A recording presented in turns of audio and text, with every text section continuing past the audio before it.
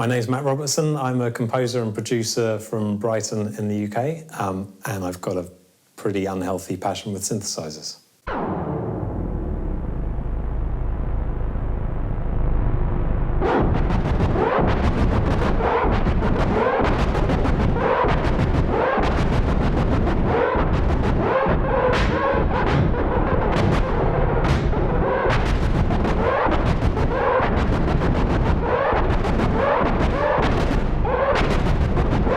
I got my first synth in about 1991, and I was working in a music store as my weekend job.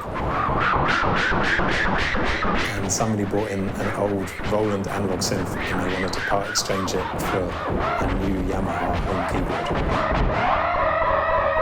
And that was the first time I'd seen a sort of old analog synth, and I just found it really exciting that you could make sounds that were so immediate and edit them and control them so immediately, which was something that I hadn't really experienced before.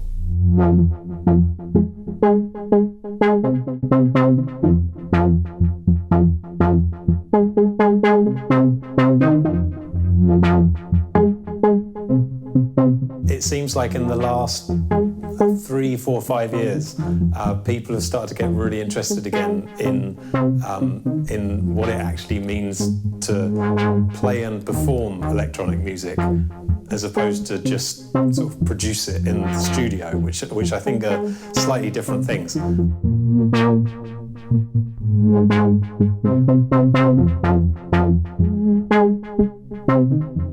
The keyboard controller as an instrument is just a bunch of switches. It's great if you're playing piano samples, but not really much else. So when people started to make MIDI controller keyboards that had all these knobs and sliders and things on them, it seemed like it was moving in the right direction, but there's something very mechanical about that whole side of things, and something very kind of prescriptive about what you can and can't do with them. I always found it really interesting on things like the old VCS3 with the joystick on it. Just having a joystick that you could control several things at the same time with seemed immediately more expressive and responsive to sound creation.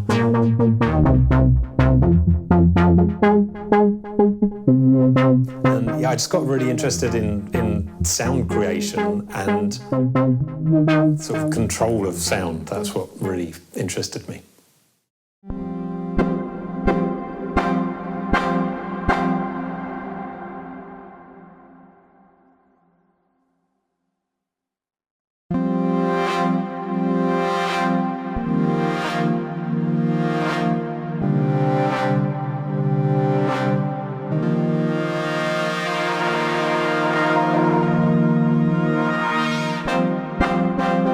One of the things that is really important about electronic music controllers is how they respond to your input.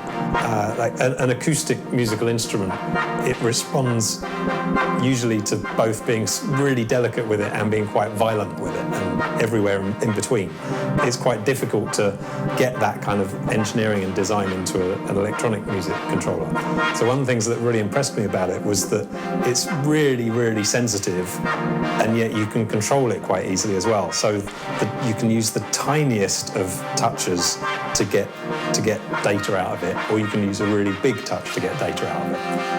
You can use it for doing really subtle moves, but you can also use it for doing like fast percussive moves, and it seems to respond really well in both cases.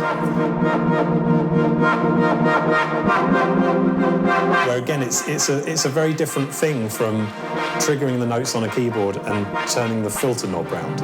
It just feels kind of more immediate because you're changing the filter, but you're doing it as part of the gesture of playing the rhythm, which is a very different thing from having those as sort of separate gestures where you're playing the notes on a keyboard and turning the filter constantly.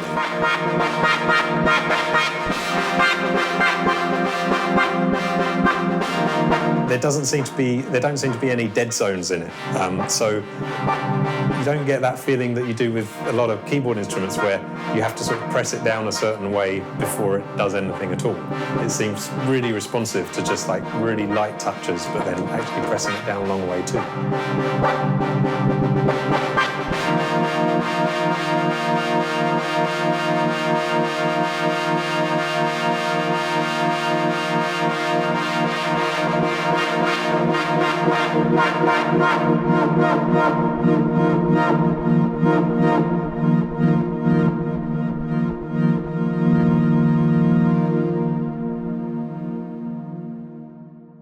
So I've been using it for a while now. One of the things that I'm really trying to get into the habit of doing, and I'm trying to practice, is having like constant control over the envelope of a sound. And I think that's something that is really, it's really difficult to do with using only a keyboard controller. And I've always been really fascinated by the idea of always sort of comparing a synth sound to a violin. And with a violin, the whole action of making the attack of the sound and then the sustain of the sound, it's all within the gesture of playing. So if you want to have a sharp attack or if you want to have a soft, slow attack, it's all within the same gesture. And I think it's really interesting to try and come up with ways to do that with electronic instruments.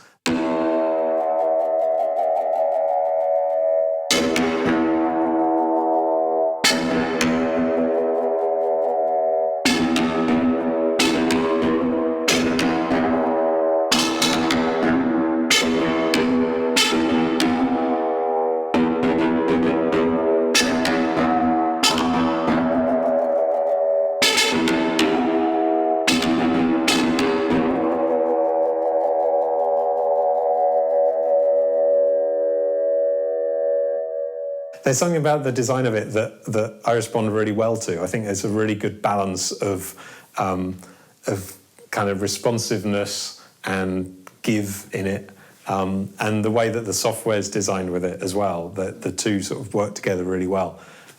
So you can do some really quick parameter mapping with it, and it just kind of seems to behave how you want it to.